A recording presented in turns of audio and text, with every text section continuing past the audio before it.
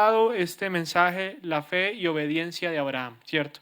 Obviamente Abraham no es una historia ajena a aquellos que ya llevamos un tiempo en la vida cristiana, incluso regularmente a los niños también se les enseña esta historia, ¿cierto?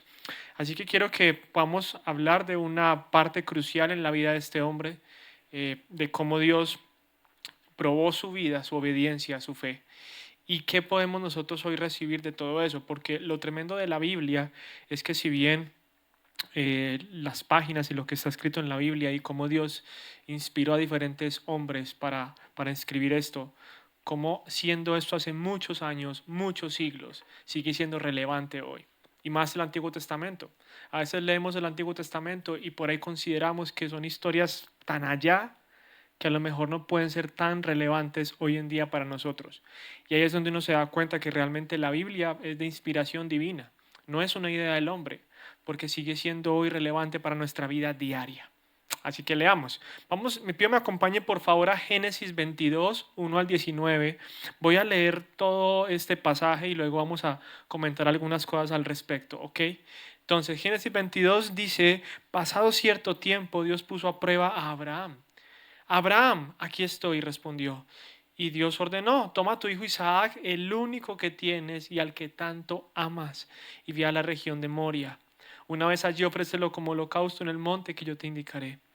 Abraham se levantó de madrugada y ensilló su asno, también cortó leña para el holocausto y, junto con dos de sus criados y su hijo Isaac, se encaminó hacia el lugar que Dios había indicado. Al tercer día Abraham alzó los ojos y a lo lejos vio el lugar.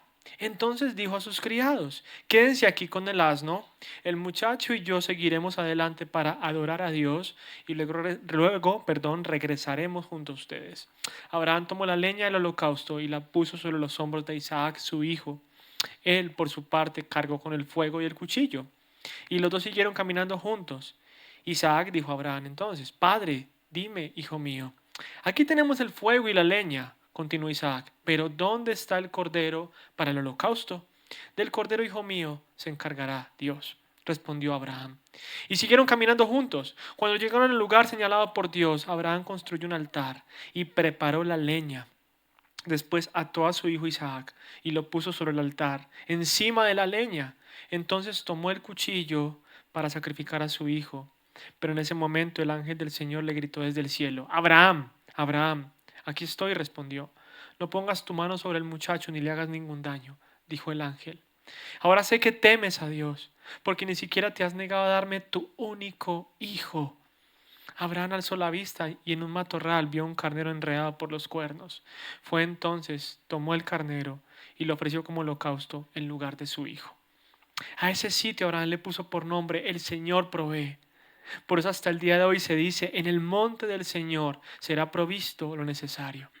El ángel del Señor llamó a Abraham por segunda vez desde el cielo y dijo, como has hecho esto y no me has negado a tu único hijo, tan cierto como que yo vivo, afirma el Señor, te bendeciré en gran manera y que multiplicaré tu descendencia como las estrellas del cielo y como la arena del mar. Además, tu descendencia conquistará las ciudades de sus enemigos. Puesto que me has obedecido, por medio de tu descendencia serán bendecidas todas las naciones de la tierra. Abraham regresó al lugar donde estaban sus criados y juntos partieron hacia Beerseba, donde Abraham se quedó a vivir. Bien, quiero puntualizar algunos aspectos importantes de esta historia que seguramente tanto hemos leído. Lo primero es que Dios pone a prueba a Abraham, porque el verso 1 dice, pasado cierto tiempo, Dios puso a prueba ¿a quién? A Abraham. ¿Por qué cierto tiempo? Porque ya Dios había cumplido su promesa a Abraham de darle un hijo. ¿Sí? Que durante tantos capítulos se lo había prometido y que Abraham tantos años había esperado.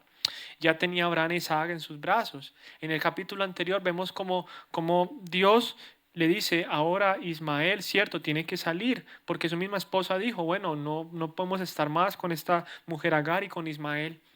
Y Dios le permite entender a Abraham de que ya era el tiempo de que Ismael saliera. Así que mire, ya Abraham tuvo que soltar a su hijo Ismael, ¿sí? Así que ya para este momento, Dios entonces decide probar a Abraham con lo que él más amaba, que era su hijo Isaac, ¿sí? Mire que el verso 2 dice, toma a tu hijo Isaac, al único que tienes, al que tanto amas, y ve a la región de Moria.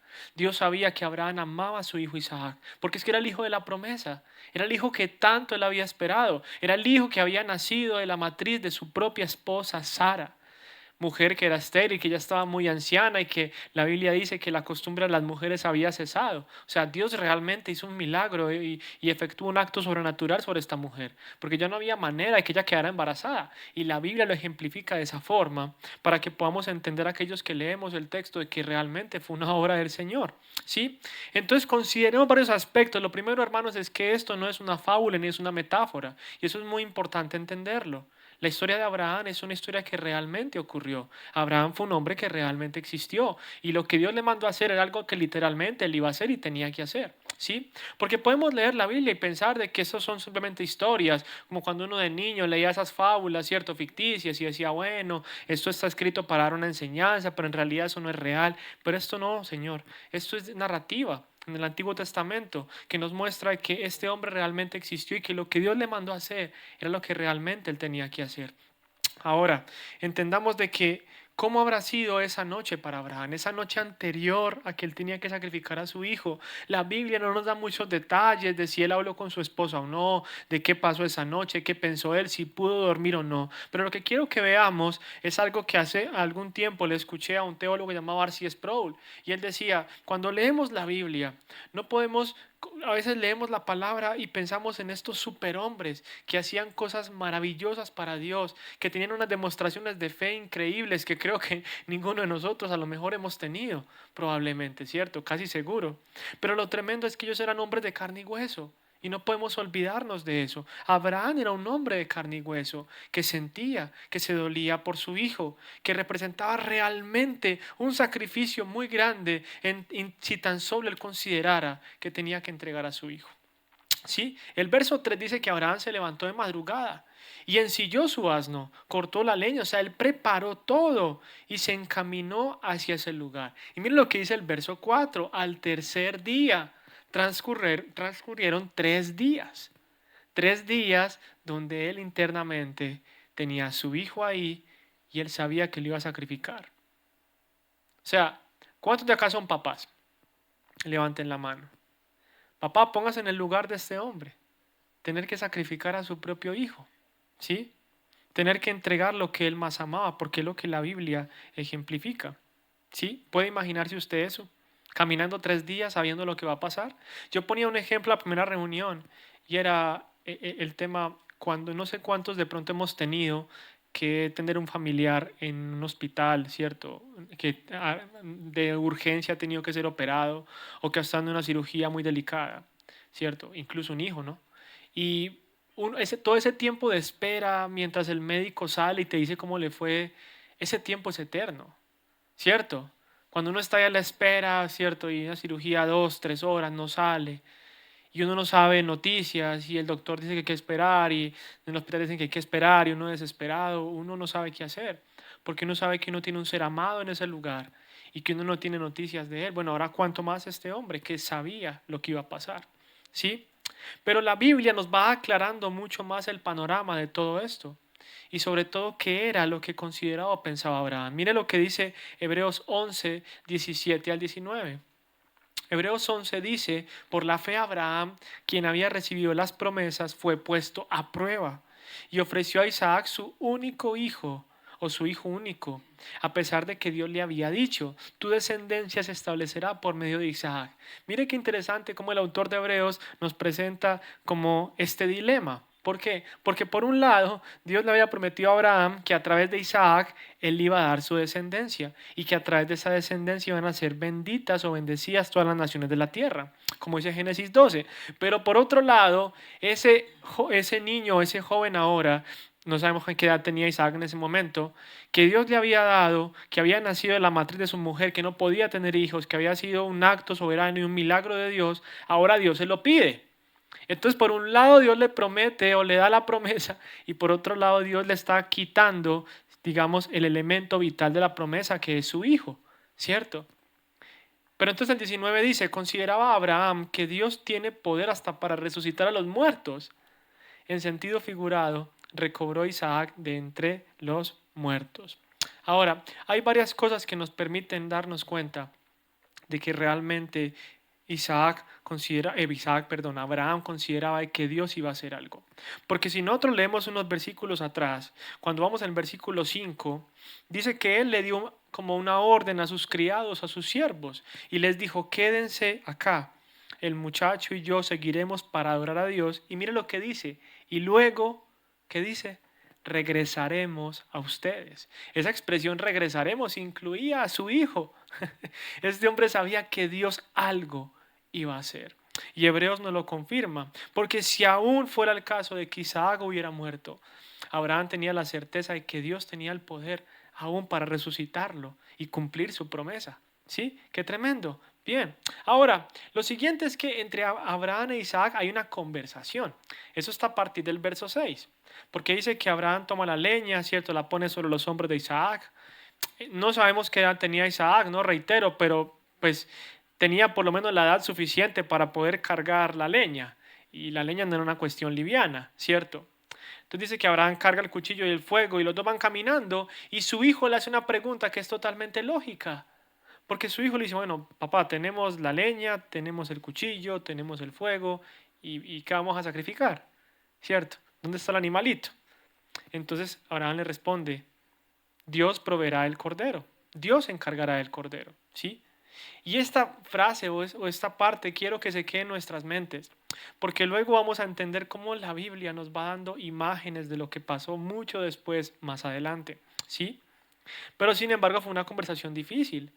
Ahora no esperemos, hermanos, que Abraham le dijera a su hijo, bueno, ¿sabes qué? El sacrificio vas a hacer vos, ¿sí? Recuerde que era un padre que amaba a su hijo. Ahora, lo siguiente que ocurre en la historia es que está el momento del sacrificio. Y este es el momento más fuerte, porque es el punto donde realmente Dios está probando la fidelidad, la fe y la obediencia de este hombre Abraham.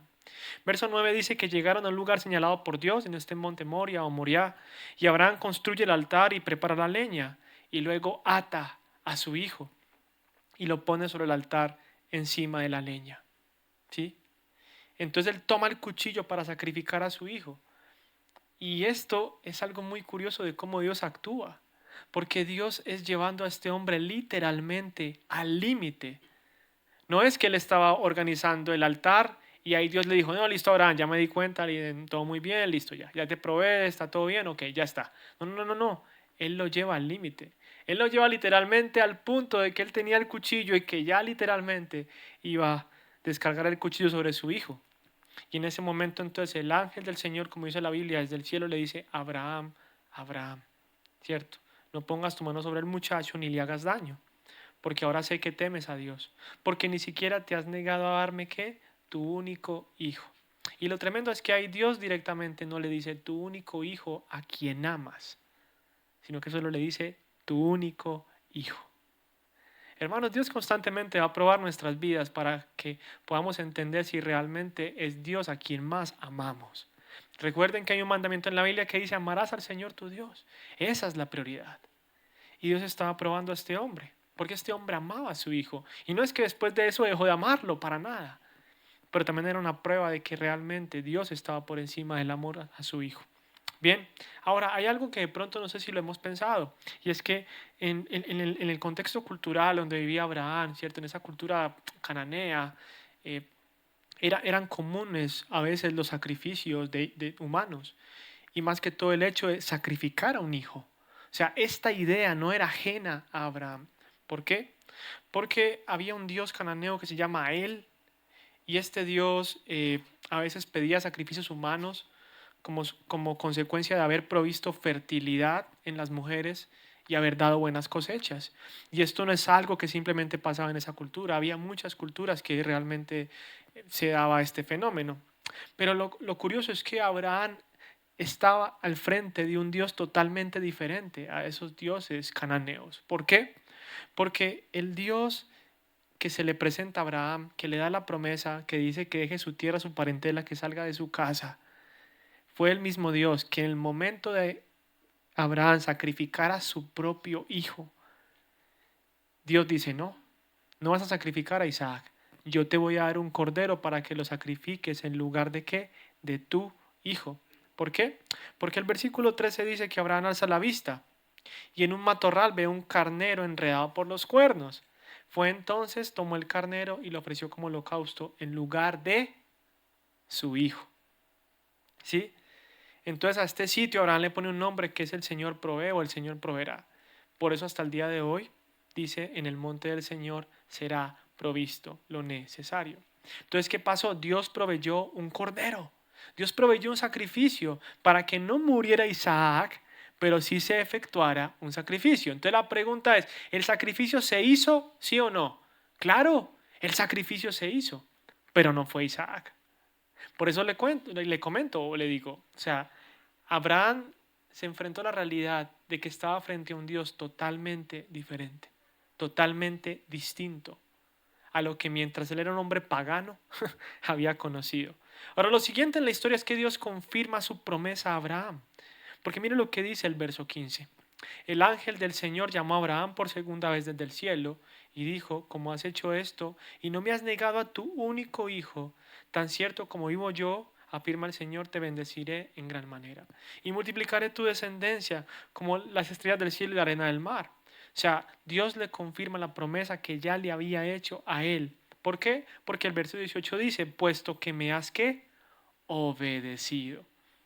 Entonces, por medio de tu descendencia serán bendecidas todas las naciones de la tierra. ¿Sí? Ahora, mire, hay dos aspectos que quisiera puntualizar de esta historia. Obviamente, podemos aprender muchas cosas, claro, podemos aprender muchas cosas, pero permítame le menciono dos aspectos que considero muy importantes y relevantes dentro de esta historia. Lo primero es que Dios perfecciona a sus hijos en fe y obediencia. Dios siempre va a trabajar en nuestras vidas, hermanos, para perfeccionar nuestra fe y por ende nuestra obediencia. ¿Por qué? Porque la fe y la obediencia son dos palabras que están conectadas. La respuesta es, bueno, pregunta mejor, es ¿por qué? Porque justamente nosotros demostramos que confiamos y que le creemos a Dios a través de nuestra obediencia. ¿Cierto? Cuando yo obedezco al Señor, lo que yo le estoy diciendo es, Señor, yo te creo.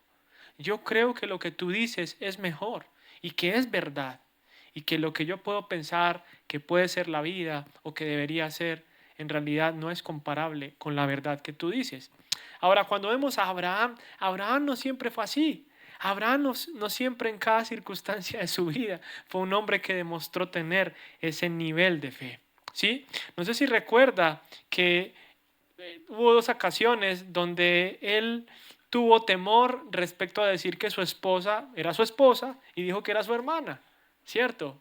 Y le decía a Sara, no diga que es mi esposa porque es que usted es muy bonita y de pronto la quieren llevar y me afectan a mí. Entonces él dijo, es que es mi hermana. Ahora, acá hay algo, no sé si lo ha leído, pero realmente Sara era la media hermana de Abraham, ¿cierto? Eso lo dice el capítulo 20. Pero a ciencia cierta era su esposa.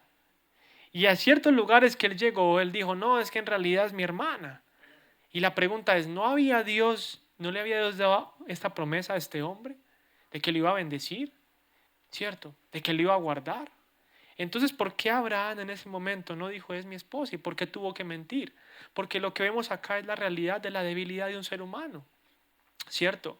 Que por momentos desconfiaba, que por momentos su fe no era la que nos muestran otros textos de la Biblia. Recuerde otra parte. En un momento dice que Sara llega y le dice, mira, la verdad, Dios me ha hecho estéril y hay que hacer algo, ¿cierto? Entonces aquí tengo a mi sierva Agar, así que yo creo que vas a tener que tener un hijo con ella. Ahora, la pregunta es, ¿por qué Sara le dijo que hicieran esto? Porque culturalmente era algo muy común. Culturalmente era común que cuando la mujer de la casa era estéril y no podía tener hijos, del hecho de tener siervos y siervas, pues esta mujer buscaba una sierva que pudiera tener un hijo y ese hijo pasaba a ser como propiedad de ella, como si fuera su hijo. Y pues como era algo cultural, pues Sara se dejó llevar por esto y era justamente lo que ella quería hacer. Lo que no había entendido es que Dios les había hecho una promesa y que esta promesa que Dios les había hecho a ellos los llevaba a vivir de una manera totalmente diferente. ¿Por qué? Por la promesa que ya había. Sin embargo, Abraham accedió a lo que su esposa le dijo, bueno, pues no es tan mala idea, vamos a ver qué pasa, ¿cierto? Y la pregunta es, ¿no nos muestra eso antes una falta de fe? ¿No nos muestra eso antes hacer algo que Dios no le había mandado a hacer y que les trajo muchos problemas? Porque si usted lee la historia se va a dar cuenta que el nacimiento de Ismael trajo problemas, inclusive tiempo después, ¿sí? Cuando Ismael ya era un hombre grande, ¿sí? Entonces lo que les estoy presentando acá es un hombre como nosotros, un hombre que en muchas ocasiones no obedeció a Dios perfectamente, un hombre que en muchas ocasiones no demostró tener ese nivel de fe. Ahora, con eso estoy diciendo que el llamado de la Biblia es a tener falta de fe y ser desobedientes, para nada estoy diciendo eso, porque ustedes saben que Dios es un Dios justo y que Dios no le agrada la desobediencia. Y que cuando nosotros no confiamos y no le creemos, por ende le estamos desobedeciendo porque no estamos confiando en lo que Él dice. Y Dios no le agrada la falta de fe ni la incredulidad. Pero justamente fueron partes de la vida de Abraham donde ocurrieron este tipo de cosas. Ahora, lo cierto es que la Biblia nos muestra un aspecto muy importante recordando a Cristo y conectándolo con esa historia. ¿Por qué?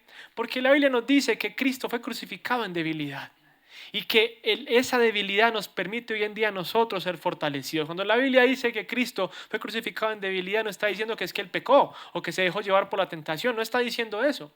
Pero lo que nos está diciendo es que primero Cristo vivió y vivió toda la experiencia de ser un ¿qué? Un ser humano. Y lo segundo es que en la cruz pues moría en debilidad porque estaba siendo torturado. Miren lo que dice 2 Corintios 13:14. Dice, es cierto que quien Cristo fue crucificado en debilidad, pero ahora vive por el poder de Dios. De igual manera, nosotros participamos de su debilidad, pero por el poder de Dios viviremos con Cristo para ustedes. ¿Quién habla acá? El apóstol Pablo. Y Pablo estaba diciendo, es que yo vivo a través del poder de Dios y a través del poder de Dios es que puedo hacer lo que hago delante de ustedes. Porque no es a través de mis fuerzas, sino a través de qué? Del poder de Dios. ¿Sí? Con eso no estoy diciendo que Dios comprende nuestro pecado y que si pecamos Él nos va a decir, no, pues total, no pasa nada. Yo lo paso por alto. No, no está diciendo eso la Biblia. Pero sí nos está mostrando algo y es que Dios se hace fuerte en nuestras debilidades. Y en los limitados y débiles que somos, Dios se hace fuerte, porque fue justamente lo que el Señor le enseñó al apóstol Pablo. Miren lo que dice 2 Corintios 12:9. Segunda de Corintios 12:9 dice lo siguiente, que Dios le dijo a Pablo, o Jesús le dijo a Pablo, pero Él me dijo, te basta con mi gracia, pues mi poder se perfecciona en la debilidad. Por lo tanto, gustosamente presumiré más bien de mis debilidades, para que permanezca sobre mí, ¿el qué? El poder de Cristo. ¿A qué debilidad se refiere Pablo? No podemos saber con certeza qué clase de debilidad tenía Pablo. No podemos saber si era atormentado por un espíritu, si era una enfermedad, si realmente era su carácter. Frente a esto hay muchas posiciones al respecto. Pero lo que sí sabemos es que era un tormento constante, que era una debilidad que lo afligía, era una aflicción que él tenía en su vida constantemente. Y lo tremendo es que cuando él dice que él le ruega al Señor que le quite esto, ¿qué le dice el Señor? Bástate en mi gracia. ¿Por qué? Porque mi poder se perfecciona en tu debilidad. Cuando leemos la historia de Abraham y vemos a un hombre que estuvo dispuesto a sacrificar a su hijo, honestamente, si uno se compara con eso, uno dice, estamos en nada. Porque sinceramente, Señor, yo no estaría ni esto de dispuesto a hacer algo así, o a hacer semejante acto de fe, o algo que pueda ser comparable con eso. Pero lo que tenemos que entender es que así como Dios trabaja en nuestras vidas, también Dios trabajó en la vida de este hombre y fue perfeccionando su fe y su obediencia. Miren, la vida cristiana no está pensada para ser vivida en la fuerza del hombre, sino a través del poder de Dios. Y esto es un asunto que es muy importante, porque si bien Dios nos llama a obedecerle, cuando nosotros ejercemos nuestra obediencia al Señor, Él no nos está dejando solos. Él nos está diciendo, bueno, ya sabes lo que tienes que hacer, resuelva usted, yo me hago por acá en esta esquina. Dios no dice eso, porque la Biblia dice que Él nos ha dado a su Espíritu Santo. Cuando los apóstoles hablaron del Espíritu y la promesa de Cristo, ¿qué dijeron? Ustedes recibirán poder a través del Espíritu Santo. Y en ese momento Él decía, poder para ser testigos, amén, pero también poder para vencer el pecado. También poder para hacer la voluntad de Dios. Y Pablo reconocía esto. Pregunta, ¿qué clase de hombre fue el apóstol Pablo? Un hombre impresionante. Un hombre que fue a distintos lugares y predicaba la palabra y establecía iglesias y que era azotado y que estuvo en peligro de muerte no sé cuántas veces. Y aún así perseveraba. Y sin embargo, Pablo, siendo el hombre que fue, tenía que reconocer que lo que él era por la gracia de Dios. No por sus fuerzas ni por sus capacidades. Mira lo que dice 1 Corintios 15:10. Pero por la gracia de Dios soy lo que soy. Y la gracia que Él me concedió no se quedó sin fruto. Al contrario, he trabajado con más tesón que todos ellos, aunque no yo, sino la gracia de Dios que está conmigo. Y acá hay varias cosas. La primera es que Pablo dice, hey, yo he dado fruto, ¿cierto? He trabajado con esfuerzo, pero no he sido yo, ha sido el Señor a través de mí. Miren, qué importante es que nosotros entendamos que en todo lo que logramos para Dios en nuestras vidas, en las diferentes facetas, no somos nosotros, es Dios trabajando a través de nosotros, porque Pablo dice, es su gracia. Si alguien se acercara en ese momento, Pablo, qué hombre eres, qué impresionante todo lo que has hecho, ¿saben qué respondería Pablo? No soy yo, es la gracia de Dios en mí. De la misma forma, Abraham tuvo que enfrentar ante su vida obstáculos. ¿Sí? ¿Qué obstáculos tuvo Abraham? Muchísimos. Abraham enfrentó una hambruna en Génesis 12. Abraham enfrentó la infertilidad de su esposa más adelante, ¿cierto? Su esposa era infértil y Dios le hace la promesa y le dice que su esposa infértil va a tener un hijo. Viene que contradictorio, ¿cierto? Pero el mayor obstáculo que Abraham enfrentaba era él mismo. El mayor obstáculo era él. Y en ese punto, Dios lo prueba para que él entienda que lo más importante no era Isaac, sino el Dios que le dio la promesa. ¿Cuántas veces Dios nos da bendiciones, hermanos, y nos da tantas cosas, de tanto sentido? Y empezamos a pensar que lo más importante es lo que hemos recibido y no Dios mismo. Amigos, lo más importante es Dios mismo. Dios no negocia su gloria. Muchos pasajes de la Biblia, Dios dice lo mismo. Mi gloria es mía. Yo no doy a nadie más mi gloria. ¿Cierto? Dios no negocia su gloria, porque es lo más importante. Entonces, ¿qué ocurre? Cuando nosotros nos encontramos en la vida viviendo con otras motivaciones y no para la gloria de Dios, créanme, hermanos, que Dios va a actuar y nos va a enseñar y nos va a disciplinar y nos va a probar para que entendamos de que Él es lo más importante en nuestras vidas.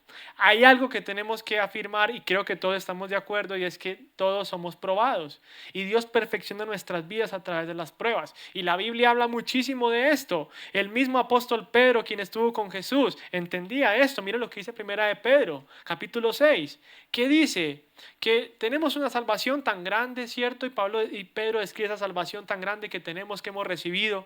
Y él dice que es motivo de gran alegría, pero a pesar de que hasta ahora han tenido que sufrir diversas, ¿qué?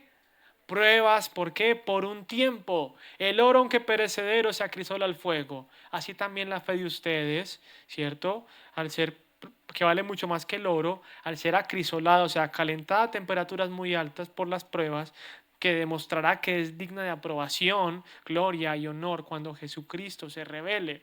Es inevitable el hecho de que vamos a seguir siendo probados todos los días y de muchos tipos. ¿Cierto? También Santiago lo dice en el capítulo 1, que enfrentaremos diversas pruebas y pruebas de diferentes clases.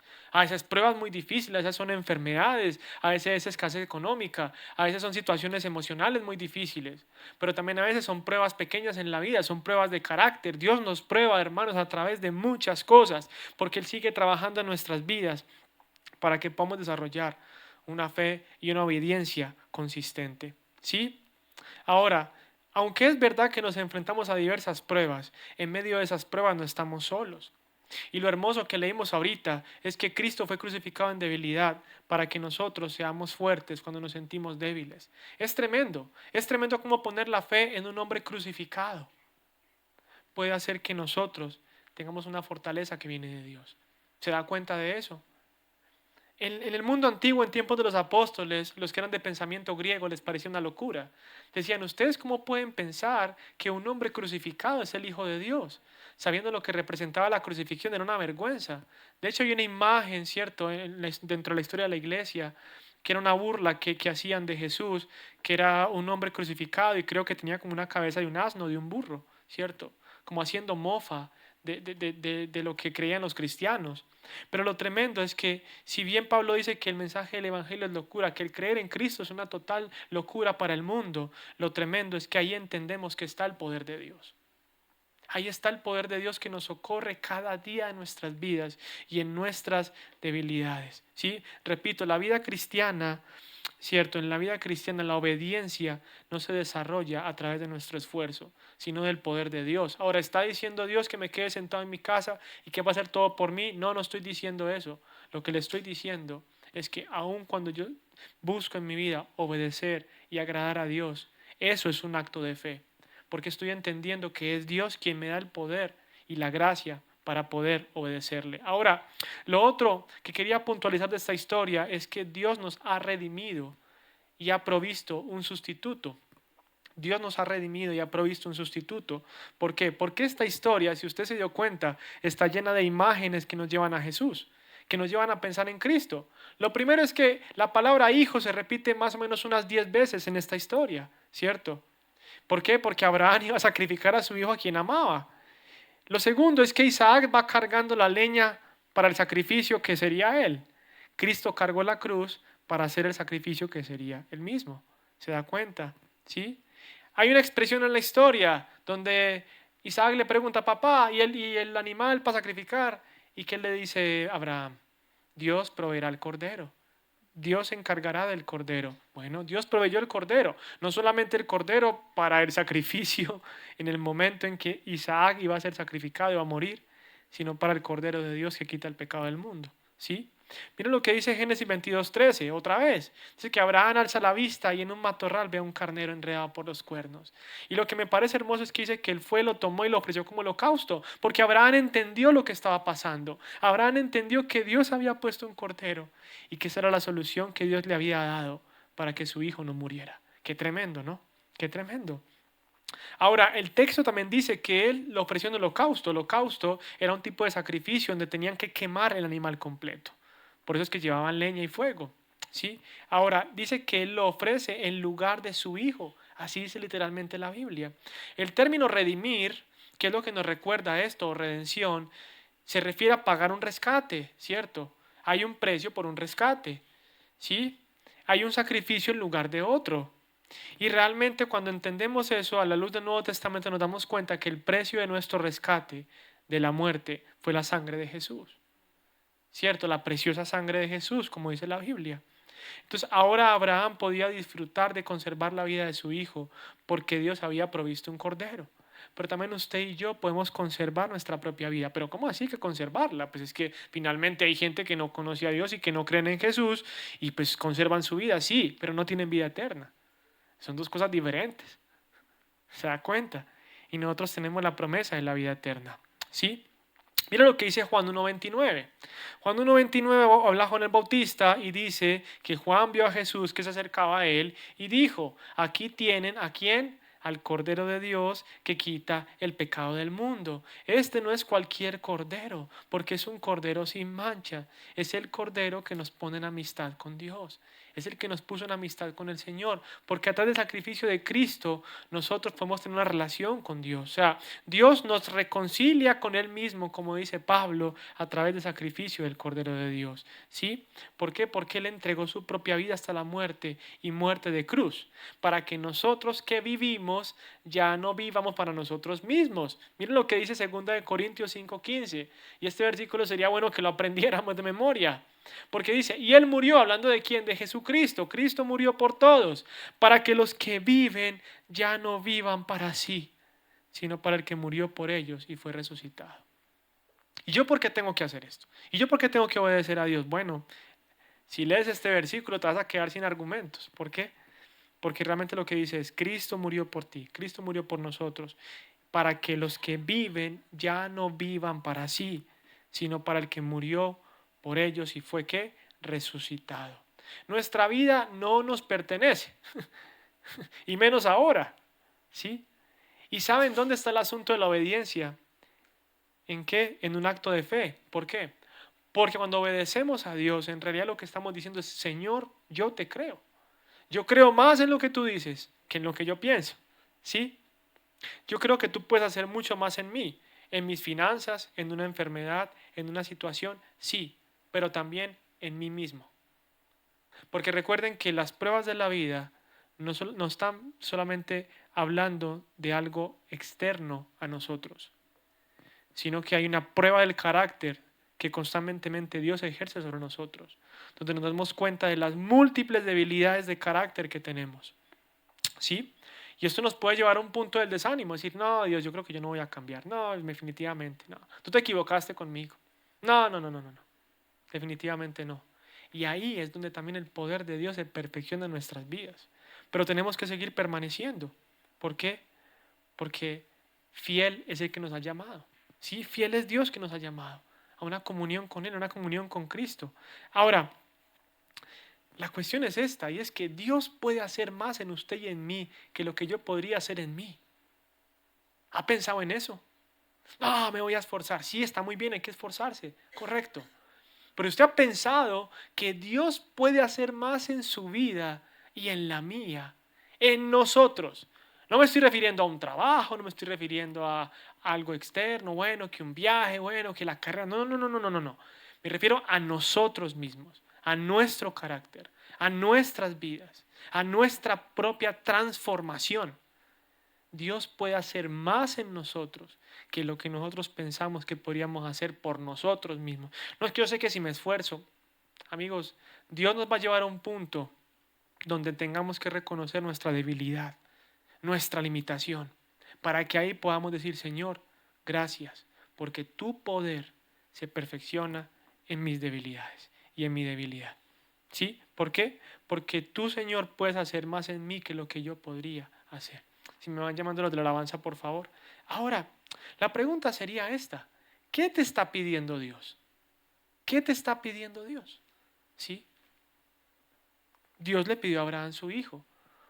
Obviamente esta historia tiene un propósito, ¿cierto? Y nos muestra a Cristo. Pero hoy, ¿qué te está pidiendo el Señor? Seguramente es algo que nadie lo sabe. ¿Qué te está demandando Dios hoy? ¿Cierto? ¿Qué hábitos de pecado tenemos que dejar? Pero también, ¿qué decisiones tenemos que tomar? Recordemos, amigos, que las decisiones que tomamos, las tomamos con la fe puesta en Cristo. La fe no es como cuando yo voy a hacer, no sé, un negocio y digo, tenga fe, póngale ganas, que eso sale. Positivo, positivo. Esa no es la fe. Porque la fe debe estar depositada en alguien. ¿En quién está depositada nuestra fe? Pues en Cristo, ¿cierto? Se supone que sí, porque somos cristianos. Si no, pues imposible. Pero la cuestión es, ¿qué nos está pidiendo el Señor hoy? Y si hay un sacrificio que podemos efectuar hoy, ¿sabe cuál es? El sacrificio del yo. El sacrificio del yo. En nuestras relaciones, en nuestra vida diaria, seguramente, lo afirmo, Dios nos lleva a sacrificar el yo.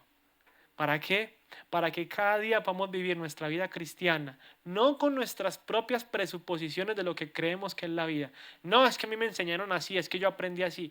Y Dios te va a decir, está muy bien, pero no se te olvide algo, yo soy el Dios eterno y la opinión que pesa es la mía, no la tuya. Ah, sí, es verdad, no había pensado en ese pequeño detalle, ¿cierto? Es así, a veces me da risa porque uno tiene como esas discusiones con Dios, ¿cierto?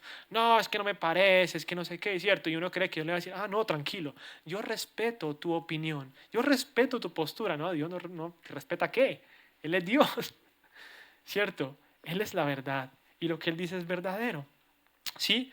Hay dos versículos que me gustaría comentar y que pueden permitir cerrar este sentido de la obediencia. Uno es Marcos 12:30. Seguramente lo ha leído, seguramente. Marcos 12:30, ¿qué dice? Ama al Señor tu Dios con todo tu corazón, con toda tu alma, con toda tu mente. ¿Y qué? Con todas tus fuerzas. Levante la mano quien ama a Dios así. ¿Cierto? Amén. Gloria a Dios. Gloria a Dios. Miren, realmente Dios cada día en nuestras vidas nos va perfeccionando para que podamos amarlo con todo nuestro ser. ¿Sí? Y Dios cada día va a ir trabajando en nuestras vidas para que podamos llegar a esto. Porque cuando a Jesús le preguntan, hey, ¿cuál es el principal mandamiento? ¿Cierto? Jesús dice, amarás al Señor tu Dios. Porque finalmente lo que motiva nuestra obediencia es que nuestro amor por Él. Eso es lo que motiva nuestra obediencia. ¿No dice Romanos, más Dios muestra su amor en que siendo pecadores, ¿qué pasó? Cristo murió por nosotros. ¿Sí? Es la manera en que Dios mostró su amor. ¿No dice otro pasaje que nosotros le amamos a Él porque Él qué? Él nos amó primero. O sea, Dios nos mostró su amor y como consecuencia de eso, nosotros ¿qué? Lo amamos. Quiero pedirle que se ponga de pie para ir terminando. Ahora, hay otro pasaje más que se conecta con este, ¿cierto? Porque uno habla de amar a Dios, sí, amar a Dios, amén, así, ok, muy bien. Pero el segundo es ama a tu prójimo. Ah, no, no, no. No, no, ahí sí, no, no, no, no, no, no, no, hablemos serios, hablemos serios. Miren, la manera en que amamos a los demás refleja el amor que tenemos por nuestro Señor. Y Dios no es incoherente, ¿sí? Y una de las cosas donde Dios nos pide obediencia es en que amemos a nuestro prójimo. Piense, usted está amando a su prójimo, ¿cierto? Dentro de la... Le voy a plantear un ambiente que seguramente es fácil amar, ¿no? La familia. Ay, la familia. No, no, no, a mis amiguitos sí los quiero, pero la familia y son muy complicados. Bueno, esos también son el prójimo. A veces nos olvidamos que la familia también son el prójimo, ¿cierto? A veces uno piensa el prójimo, ah, sí, el de afuera, el vecino, ah, sí, el reciclador, ah, sí, el de la tienda, qué pesar. Pero tu papá, no, no, ese no, no, no, ese es muy complicado, ese no se puede amar, ¿cierto? Y no es así, porque Dios nos lleva a poder obedecerle en todo sentido. Miren, cuando vemos el amor de Cristo en nosotros, ese acto de amor, ese acto de sacrificio, nos damos cuenta que es justamente ese amor lo que nos motiva a nosotros a amarlo a Él. Porque si usted se pone a pensar y examina la palabra de Dios, se va a dar cuenta que Dios no nos salvó por nuestra obediencia. Cuando el Señor nos salvó no es porque, ah, sí, voy a salvar a este porque no le estaba ganando puntos, entonces hay que colaborarle, no, para nada. No es que Dios se fijó en mí, no, Willy. Ah, Willy, no, Willy tiene sus cosas, pero yo le veo cosas buenas ahí, vamos a salvarlo, a ver qué pasa, ¿no? Eso no fue así, ¿cierto? Ricardo, ¿hay algún Ricardo acá? No me quiero equivocar, ¿cierto? Ricardo, no, ese Ricardo es un tipo no, no, no, ese sí hay que salvarlo, no, para nada. No es así, no es así. Dios, por ahí algún Ricardo, que Dios nos salva, ¿por qué? Por un acto de misericordia y de amor, por un acto soberano, ¿sí? Entonces entendamos de que a partir de que somos salvos, nosotros que somos animados por el Espíritu Santo a obedecer a Dios y somos animados por nuestro amor por el Señor, ¿sí? Así que entendamos de que finalmente la respuesta de amor más grande que podemos tener hacia nuestro Señor, hacia nuestro Dios, es nuestra obediencia. Amén. Oremos. Padre, gracias Señor por ese tiempo. Gracias Padre por